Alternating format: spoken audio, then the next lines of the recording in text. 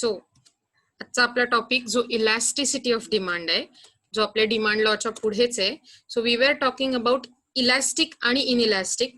जी price वाढल्यामुळे जी demand पटकन चेंज होते, so we call it elastic demand. पण प्राइस वाढल्यामुळे किंवा कमी झाल्यामुळे, म्हणजे प्राइस मध्ये चेंज झाल्यामुळे डिमांड मध्ये जर फारसा फरक पडत नसेल, then we call it as a inelastic, inflexible. ही कन्सेप्ट आपल्याला, जर तुम्ही आठवत असेल मगाशी सांगितल्याप्रमाणे, ही अल्फ्रेड मार्शलने कन्सेप्ट आपल्याला सांगितली होती. हे अल्फ्रेड सर आहेत आणि he was the first who introduce the concept of elasticity in economic theory. आणि मी तुम्हाला म्हटलं होतं असं, ही डेफिनेशन तुम्ही वाचा. So but I guess meeting cut झाल्यामुळे मी तुम्हाला ती सांगते. इलॅस्टिसिटी ऑफ डिमांड म्हणजे it's a degree of responsiveness of a quantity demanded of a commodity to change in any one of the factors affecting demand by keeping other factor constant. मला माहितीये खूप confusing आहे रे, एक एक शब्दाचा अर्थ बघूया. Degree of responsiveness of quantity, हा फ्रेज बघूया. रिस्पॉन्सिव्हनेस म्हणजे तुमची रिस्पॉन्स देण्याची कपॅसिटी. समजतंय तुम्हाला? म्हणजे आपण कसली रिस्पॉन्सिव्हनेस बघतोय, कसली कपॅसिटी बघतोय रिस्पॉन्ड करण्याची. ही अशी रिस्पॉन्ड करण्याची कपॅसिटी आहे जी तुमच्या क्वांटिटी डिमांडेडला रिस्पॉन्स करते. ओके, सो म्हणजे degree of responsiveness of quantity demanded. Quantity demanded किती रिस्पॉन्ड होईल पटकन to a change in any one factors. कुठल्याही फॅक्टर्स मध्ये जर चेंज झाला, लाईक प्राइस, इन्कम, सबस्टिट्यूटची प्राइस, या सगळ्या फॅक्टर्समुळे तुमच्या डिमांडवर कसा परिणाम होतोय, डिमांड त्याला कसा रिस्पॉन्स देते, ही जी क्वालिटी आहे, तिची जी रिस्पॉन्सिव्हनेस आहे affecting demand by keeping other factors constant. So जेव्हा प्राइस बघतोय तेव्हा बाकी सगळे फॅक्टर कॉन्स्टंट, इन्कम बघतोय तेव्हा बाकी सगळे फॅक्टर कॉन्स्टंट. असं जेव्हा असेल तेव्हा आपण त्याला म्हणतो elasticity. Simply saying, degree of responsiveness of a quantity demanded to the change in other factors like income, price आणि substitutes income, substitutes price, etc. येते लक्षात? Factors such as price of commodity, income, test, price of substitute, etc. So हे कोणते factor आहेत जे तुमच्या इलॅस्टिसिटीला affect करतात किंवा इलॅस्टिसिटी तुम्हाला दाखवून देतात, त्यामुळे डिमांड अफेक्ट होते. आपण ऑलरेडी बघितले होते हे factor: price of commodity, income, taste, price of substitute, etcetera. So टेस्टचं स्पेलिंग तिकडे चुकलंय, TASTE पाहिजे. Okay, so let's go further. आता आपण त्यातल्या आणखीन एका पार्टवर जाणार आहोत. सो नेहमी तुम्ही इलॅस्टिसिटी बद्दल विचार करता तेव्हा तुम्हाला 3 टाईपची इलॅस्टिसिटी बघायला मिळते. किती टाईप असतात इलॅस्टिसिटीचे मी म्हटलं तुम्हाला? सांगा बरं मला. करेक्ट, 3 टाइप्स असतात. एक, price elasticity of demand. Okay, so पहिला टाइप आहे प्राइस इलॅस्टिसिटी. दुसरा टाइप असतो इन्कम इलॅस्टिसिटी आणि तिसरा टाइप असतो क्रॉस इलॅस्टिसिटी. ओके, तुमच्या लक्षात येत आहे मी काय म्हटलं? 3 टाइप तुम्हाला सांगितले: प्राइस, इन्कम, क्रॉस. त्यातला आपण पहिला प्राइस इलॅस्टिसिटी बघायला घेणार आहोत. Okay, price elasticity of demand म्हणजे काय? Price elasticity of demand, that is PED, shows as relationship between price and quantity demanded and provides a precise calculation of the effect of change in price on a quantity demanded. याचा अर्थ price elasticity of demand आपल्याला असं सांगते की price change झाल्यावर किती प्रमाणात demand change होईल. आतापर्यंत आपल्याला हे माहित होतं प्राइस चेंज झाल्यावर डिमांड चेंज होते. आपण हे बघणार आहोत किती प्रमाणात. So we are going towards little bit of mathematics. Okay, मला माहितीये तुम्हाला थोडासा मॅथमॅटिक्सची भीती वाटते, म्हणून मी पहिल्या लेसन मधली पण थोडीशी मॅथ्सची सम मागे ठेवली, सो दॅट आपण ती नंतर थोडीशी आपली इकॉनॉमिक्सची भीती कमी झाल्यावर बघणार आहोत. ओके, सो आता जेव्हा आपण हा थोड्याशा काय म्हणू मॅथमॅटिकल विषयाकडे जातोय, लक्षात घ्या जर तुम्हाला कळलंच नाही किती प्रमाणात प्राइस बदलल्यावरती किती प्रमाणात डिमांड बदलेल, सो तुम्ही तुमचा बिझनेस चालू करू शकाल का किंवा तो रन करू शकाल का नीट? सो असा विचार करा, तुम्ही पिझ्झा विकताय समजा आणि पिझ्झाची पहिली प्राइस 100 रुपये होती आणि आता तुम्ही 500 करायची ठरवली, तर पहिल्यांदा जर रोज 10 पिझ्झांची ऑर्डर असेल, आता 500 केल्यावर 10ची ऑर्डर येईल का? नाही. म्हणजे तुम्हाला एकच पिझ्झा बनवायला लागेल कदाचित दिवसात. मग हे आपल्याला कोण शिकवतं? हे इलॅस्टिसिटी सांगते की जर तुमच्या प्राइस मध्ये 400 रुपयांनी वाढ झाली तर तुमच्या डिमांड मध्ये 9नी कमी होईल, कारण आपण एकच पिझ्झा ऑर्डर करणार आहोत 10च्या ऐवजी. येत आहे लक्षात? सो हे तुमच्या नॉर्मल बिझनेसला खूप उपयोगी पडणारी गोष्ट असते. तुमच्या नॉर्मल नोकरीला जिथे तुम्हाला बिझनेस अनालिसिस करायचे असतात. तुम्ही कॉमर्सचे स्टुडंट आहात बरोबर. बिझनेस अनालिसिस, मार्केट अनालिसिस, नंतर डेटा अनालिसिस, हे सगळे तुमच्या रोजच्या रुटीनचा पार्ट होणार आहे जेव्हा तुम्ही जॉबला लागाल तेव्हा. आणि त्यामुळे ही कन्सेप्ट खूप महत्वाची असते त्यात. Okay, let's see. Price elasticity measures the responsiveness, म्हणजे आपण बघितलं होतं कपॅसिटी टू रिस्पॉन्ड, कपॅसिटी प्रतिसाद देण्याची कपॅसिटी. कशाला प्रतिसाद द्यायचा आहे? रिस्पॉन्सिव्हनेस ऑफ क्वांटिटी डिमांडेड, म्हणजे डिमांडचा रिस्पॉन्सिव्हनेस कसा असेल or supplied of goods to a change in price. जेव्हा प्राइस चेंज होईल त्या प्रमाणात डिमांड कशा प्रकारे रिस्पॉन्ड करेल त्या चेंजला हे बघणं म्हणजे प्राइस इलास्टिसिटी मेजर करणं. प्राइस इलास्टिसिटी हे मेजर करायचा प्रयत्न करते. सो ही तुमची प्राइस इलास्टिसिटीची इंट्रोडक्शन आहे. जर इलास्टिसिटीवर नोट आली तर तुम्ही मागच्या स्लाइडवरची इंट्रोडक्शन लिहू शकता पेपरात. जर समजा ही प्राइस इलास्टिसिटीवर नोट आली, टाइप्स ऑफ प्राइस इलास्टिसिटी किंवा प्राइस इलास्टिसिटी ऑफ डिमांड, तुम्हाला पहिली इंट्रोडक्शन म्हणून हे लिहिणं अपेक्षित आहे. It is it is computed as the percentage change in quantity demanded. म्हणजे ऍक्च्युली असा विचार करा की मगाशी 10 आपली डिमांड होती, आता ती 1 झाली आहे, म्हणजे किती चेंज नाही झाली तुमची? सो तुमची डिमांड 90% कमी झाली, कारण 10 म्हणजे 9 कमी झाली की नाही, मग 10त 9 कमी झाली म्हणजे 100त 90 कमी झाली. सिम्पली मी फक्त तुम्हाला थोडंसं मॅथमॅटिकल सांगितलं. इट्स ओके, मी तुम्हाला सांगणार आहे, डोंट वरी कसं करायचं असतं ते. So it is computed as percentage change in quantity demanded और supplied divided by the percentage change in the price. So तुमची प्राइस किती पर्सेंट मध्ये चेंज होतीये आणि तुमची डिमांड किती पर्सेंट मध्ये चेंज होतीये याच्यावर अवलंबून असतं ते. Okay, let's C. So elasticity खूप रिस्पॉन्सिव्ह असते तेव्हा त्याला युनिट इलास्टिक असं म्हणू शकतो. इन इलास्टिक म्हणजे तुमची डिमांड व्हेरी रिस्पॉन्सिव्ह नाहीये. ओके, येत आहे लक्षात? सो लेट्स सी त्याचा फॉर्म्युला काय. सो प्राइस इलास्टिसिटीचा सिंपल फॉर्म्युला आहे percentage change in quantity demanded divided by percentage change in price. Okay, आता तुम्हाला मी दाखवते कसं करायचं असतं ते. आधी आपण थोडंसं पुढे जाऊया, चालेल? किंवा let me show you right now. असा विचार करा, मी एक छोटं टेबल काढलंय. इथे इकडे प्राइस आहे, सॉरी इकडे क्वांटिटी आहे, कारण आपल्याला पहिली क्वांटिटी लागणार आहे राईट, आणि इकडे प्राइस आहे. सो असा विचार करा की पहिल्यांदा प्राइस होती 20. ओके, आणि आता ती झालीये 25. ओके, आणि पहिल्यांदा सॉरी क्वांटिटी पहिल्यांदा क्वांटिटी होती 20, आपण 20 मे बी ऍपल्स ऑर्डर करत होतो, आणि आता ती 25 झालीये. आता मी सांगू शकते पहिल्यांदा कारण प्राइस होती 50. ओके, आणि आता ती कमी होऊन झालीये 40. तुमच्या लक्षात येतंय मी काय केलं ते? म्हणजे आता मला सांगा या दोघांमध्ये किती डिफरन्स आहे रे? तुम्ही माझ्याबरोबर सॉल्व्ह करा.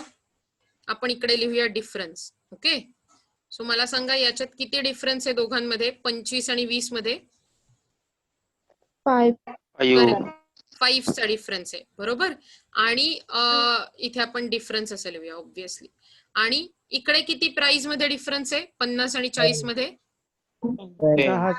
करेक्ट, 10. याचाच अर्थ आपण असं म्हणू शकतो तुमची जी क्वांटिटी आहे, जरा थोडं दुसरीकडे चित्र काढायला घेतलं ना, क्वांटिटी आहे तिच्यात 5 चा डिफरन्स तयार झाला आणि ओरिजिनल क्वांटिटी काय होती 20. बरोबर आहे. मग आता तुम्ही याचे पर्सेंटेज काढू शकता का रे? तुम्ही पर्सेंटेज काढायला काय करणार? मल्टिप्लाइड बाय 100 करणार बरोबर. हो ना, तुम्ही पर्सेंटेज काढता तेव्हा मल्टिप्लाइड बाय 100 करता त्याला बरोबर. म्हणजे तुमचे पर्सेंटेज येतात तुमच्या क्वांटिटी मध्ये 25% फरक पडलाय. किती टक्क्यांनी फरक पडलाय? 25%. बरोबर आहे ना, 25% फरक पडलाय. आणि असं लक्षात घ्या की 20 वरून 25 वर गेलीये, याचा अर्थ तुमची क्वांटिटी वाढलीये. बरोबर आहे की नाही? आणि आता जेव्हा आपण म्हणतो की प्राइस कमी कशी झाली आहे, 50 वरून 40 वर गेली आहे, बरोबर. सो आपल्याला डिफरन्स आला होता 10, म्हणून मी डिफरन्सची अमाऊंट लिहिली वर, त्याच्या खाली लिहिली ओरिजिनल अमाऊंट. ती किती होती सांगा, ओरिजिनल प्राइस किती होती? 50, बरोबर. म्हणजेच ह्याला पण मी पुन्हा 100 ने मल्टिप्लाय करणार त्याचे पर्सेंटेज काढण्यासाठी. सो माझे पर्सेंटेज आले, किती येतील पर्सेंटेज रे सांगा मला? 40 येतील, बघा बरं.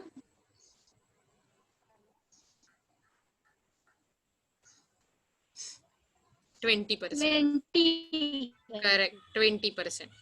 सो आता तुम्हाला कळलंय की वरती क्वांटिटी मध्ये किती चेंज झालाय रे? 25, बरोबर. So percentage change in quantity झालाय 25%. आता टक्के नाही लिहिणार आहे मी, कारण दोन्हीकडेही टक्केच आहे. Divided by percentage in price किती आहे? 20. याचाच अर्थ मी हा सिम्पली डिव्हिजन करूच शकते, राईट. डिव्हिजन किती येणार आहे माहितीये का तुम्हाला?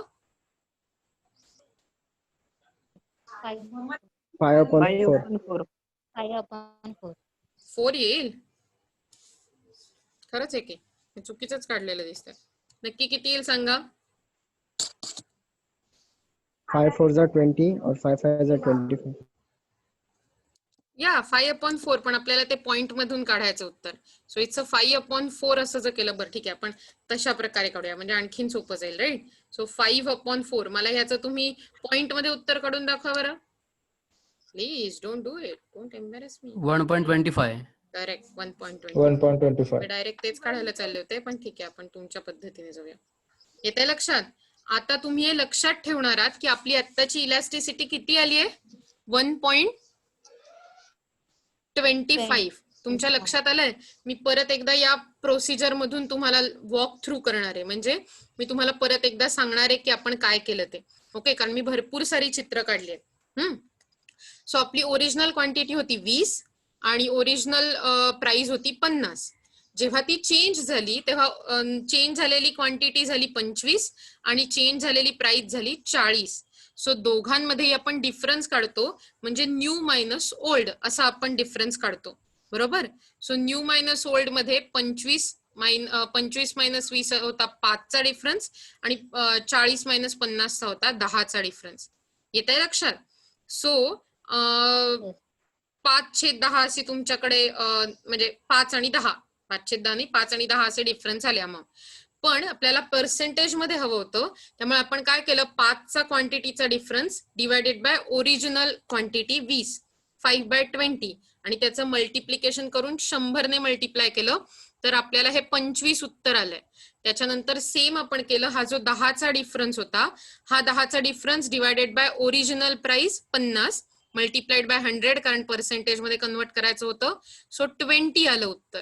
आणि मग आपण सिम्पली काय केलं, percentage change in quantity demanded होता 25%, divided by percentage change in price 20, 5/4. So तुमचं उत्तर आलं 1.25.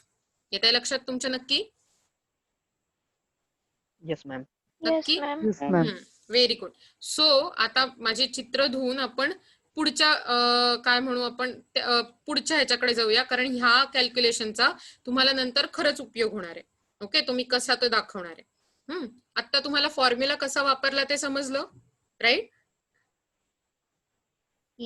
आणि आपण आता इलॅस्टिसिटी, प्राइस इलॅस्टिसिटी काय ते पण समजलं, राईट? नक्की. प्राइस इलॅस्टिसिटी ऑफ डिमांड म्हणजे डिमांड मध्ये कसा बदल होतो, किती बदल होतो ते बघणं जेव्हा तुमची प्राइस चेंज होते. ओके, सो लेट्स सी की आपल्याला काहीतरी इन्व्हेस्टोपीडियाला नेहमीप्रमाणे सांगायचं असणार आहे.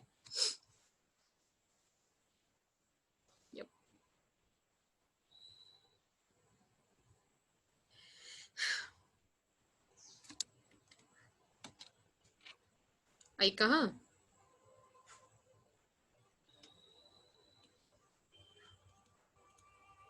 Demand elasticity is the measure of how demand changes as other factors change. Demand elasticity is often referred to as price elasticity of demand because price is most often the factor used to measure elasticity. Demand elasticity helps a company predict changes in demand based on changes in price, market entry of competitive goods, and other factors. Knowing a product's demand elasticity allows company managers to make better revenue projections and create more so कशासाठी demand elasticity आपल्याला उपयोग होते? जे managers असतात, जे तुम्ही जाऊन पुढे बनणार आहात कदाचित, म्हणजे बनालच नक्की, पण नाही सगळेजण मॅनेजर बनतीलच नाही, कोणाला आणखीन काहीतरी वेगळं बनायचं असेल. सो मॅनेजर, सीए हे जे सगळे लोक असतात, CS, CWA, त्या सगळ्यांना बघायला लागतं की to make better revenue projections, म्हणजे आपल्याला रेव्हेन्यू म्हणजे इन्कम, सो आपल्याला कसं इन्कम मिळेल आणि ते किती मिळालं पाहिजे याचं बेटर प्रोजेक्शन करणं म्हणजे याचं बेटर फोरकास्टिंग करणं, इसका बेटर फ्यूचर एस्टिमेट निकालना, ये हम कर सकते हैं इलास्टिसिटी ऑफ डिमांड से. उसके साथ क्रिएट मोर एक्यूरेट बजट्स. तो आप अगर बेटर प्रोजेक्ट कर पाए, बेटर फोरकास्ट कर पाए, तो आप एक्यूरेट बजट निकालोगे कि कितना खर्चा होगा, कितना रेवेन्यू होगा फ्यूचर का, और हमें कैसे प्रॉफिट मिलेगा. So which is very important for business, क्योंकि बजट पे ही, या फिर आप देखो गवर्नमेंट का बजट होता है, हर बिजनेस का बजट होता है, हर घर का एक बजट होता है, अपने खुद का भी एक बजट हर बार होना ही चाहिए. ओके क्योंकि आपका जो बजट है वो आपको बताता है आप कितना खर्चा कर सकते हो, कितना खर्चा नहीं कर सकते, देन आपकी फाइनेंशियल कंडीशन बेटर रह सकती है. Okay accurate budgets. As a result, the company operates more efficiently. On a graph where price is on the y-axis and quantity is on the x-axis, the typical demand curve slopes downward from left to right. बघा बरं, so price तुमच्या Y axis वर आहे, quantity x axis वर नेहमीप्रमाणे डिमांडच्या, आणि तुमचा हा डिमांड कर्व दिसणार आहे तुम्हाला जो डाऊनवर्ड स्लोपिंग आहे. जरी डिझायनर डिमांड कर्व असला, म्हणजे स्ट्रेट लाईन नाहीये, तरी तो डाऊनवर्ड स्लोपिंग आहे हे तुम्हाला कळतंय, कारण तो left top to right bottom फिरतोय निगेटिव्ह स्लोप वाला. Demand elasticity is a measure of the degree of screen नाही दिसत आहे मॅडम, तुम्हाला स्क्रीन इतका दिसत वेळ नाहीये. दिसतच नव्हती असं म्हणताय तुम्ही, प्रेमळ मुलं. मला सांगायचं नाहीत का तेव्हा सोन्यांनो. बर ओके, आपण परत बघायला सुरुवात करूया. इतके वेळ माझी बडबड ऐकताय. मॅडम दिसते, आता दिसतेय? हा आता दिसते. तुम्ही मला सांगायचं नाहीत का, मी जर विसरले तर. बरं ठीक आहे, चला बघूया. Demand elasticity is the measure of how demand changes as other factors change.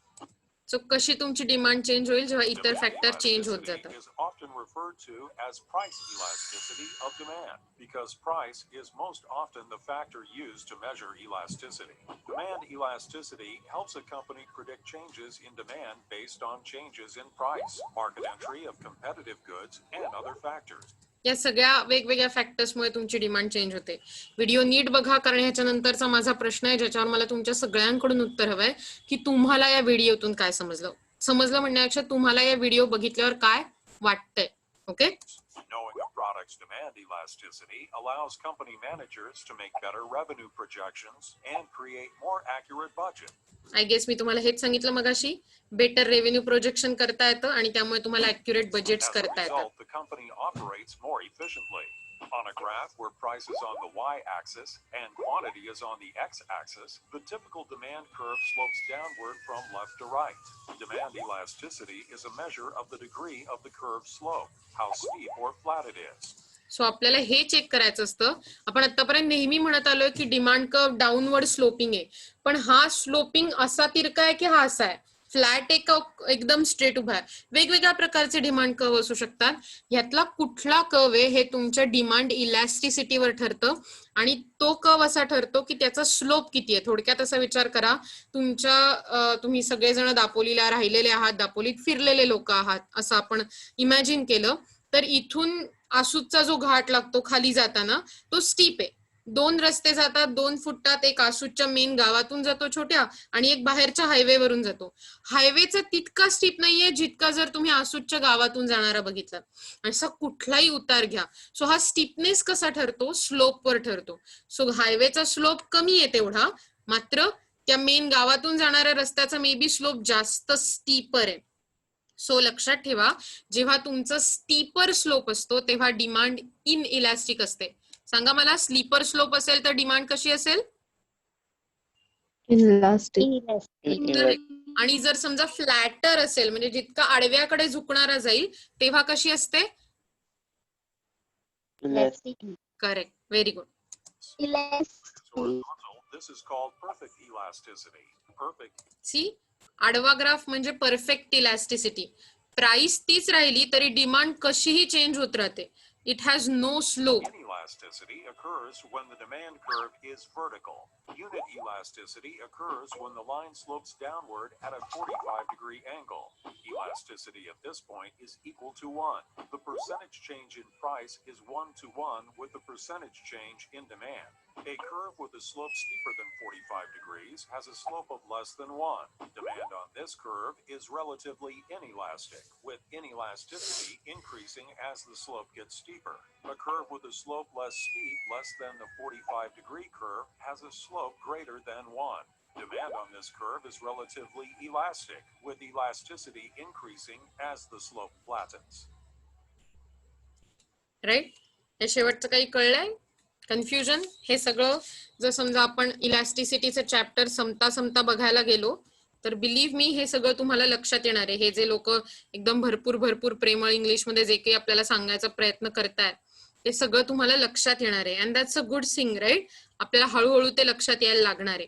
Okay, so आतापर्यंत आपण हे बघितलं की प्राइस इलास्टिसिटी ऑफ डिमांड काय असते आणि त्याचे वेगवेगळे टाईप असतात जे आपल्याला पुढे बघायचे. लेट्स सी त्याचे कोणते कोणते टाईप असतात. ओके, जर तुम्ही बघितलं की degrees of or types of price elasticity of demand, 5 प्रकारचे टाईप आहेत. ओके, पहिला आहे परफेक्टली इलास्टिक, दुसरा आहे रिलेटिव्हली इलास्टिक. परफेक्टली म्हणजे एकदम इलास्टिक, जो आडवा कर्व आपण बघितला होता. ओके, नंतर तो आडवा कर्व थोडासा तिरका झाला, अगदी थोडासा. ओके, सो त्या थोड्याशा कर्वला म्हणणार आपण रिलेटिव्हली इलास्टिक. युनिटरी इलास्टिक म्हणजे एकदम परफेक्ट स्लोप, तिरकाच्या तिरका, जसं आपण नेहमी डिमांड कर्वला बघतो तसा. त्याच्यानंतर जर कालचं लेक्चर आठवत असेल तर मोनोपॉलिस्टिक कॉम्पिटिशन किंवा मोनोपॉली कॉम्पिटिशनचा बघितला तसा. देन रिलेटिव्हली इलास्टिक, याचा अर्थ असतो तो थोडासा उभ्याकडे जातो पण एकदम असा आडवा बिडवा नाही, आपल्याला कळतं की हा उभ्याकडे जायला लागलाय.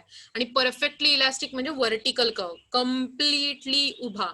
ओके, आता याच्यावरती तुमची इलास्टिसिटी मेजर करता येते. ओके, इलास्टिसिटी मेजर करता येते म्हणजे तुमची डिमांड कशी चेंज होईल.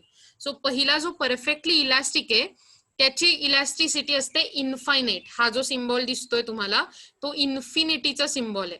ओके, सो ह्याचं म्हणणं असतं की डिमांड इन्फिनिट वाढेल, प्राइस चेंज होत नाहीये, प्राइस सेम आहे, पण जर तुमची डिमांड इलास्टिक असेल तर इन्फायनाइटली विदाउट आपल्याला मेजरच नाही करता येणार अशी डिमांड चेंज होत राहील सारखी.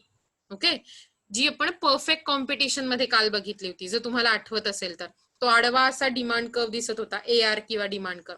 त्याच्यानंतर असतं relatively inelastic, that is relatively elastic. तुमची डिमांड जी असते ती ग्रेटर दॅन 1 असते, म्हणजे 1 पेक्षा जास्त. मगाशी मला सांगा बरं, मगाशी जे गणित केलं होतं तेव्हा आपली डिमांडची जी इलास्टिसिटी आली होती ती किती आली होती? 1.25. लक्षात ठेवा, पॉइंट नंतर जे आकडे म्हणतात की नाही त्यांचा नंबर घ्यायचा नसतो. आपण म्हणताना नेहमी असं म्हणायचं असतं 1.25, नॉट 25.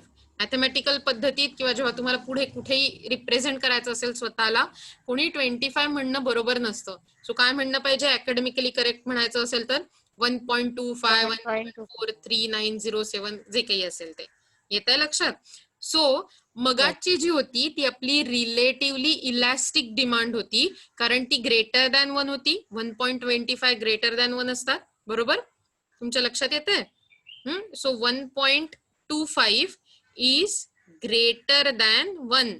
आणि जेव्हा ग्रेटर दॅन 1 तुमची डिमांड इलास्टिसिटी असते, जी मगाशी आपण मेजर केली, तेव्हा आपण तिला म्हणतो रिलेटिव्हली इलास्टिक. येतंय तुमच्या लक्षात नक्की? आता हा पॅच तुम्हाला कळला पाहिजे. म्हणजेच आपण असं म्हणू शकतो की प्राइस चेंज झाली तर त्या प्रमाणात क्वांटिटी डिमांडेड मध्ये मोठाच बदल होईल. येतंय लक्षात? प्राइस चेंज झाली तर क्वांटिटी डिमांडेड मध्ये मोठाच बदल होईल असं म्हणत होते मी. जेव्हा 1.25 पेक्षा मोठी असते तेव्हा. ओके, आता विचार करू युनिटरी इलॅस्टिकचा. युनिट म्हणजे 1. ओके, युनिट म्हणजे 1. सो जेव्हा इलॅस्टिसिटी कंप्लीट 1 असते तेव्हा तिला युनिटरी म्हणतात. ओके, म्हणजे जेवढी प्राइस चेंज होईल, प्राइस 10 रुपयांनी चेंज झाली किंवा 10% चेंज झाली, तर तुमची डिमांड पण किती पर्सेंटनी चेंज झाली पाहिजे? 10%. असं जेव्हा चेंज होतं तेव्हा त्याला म्हणतात युनिटरी इलॅस्टिक डिमांड.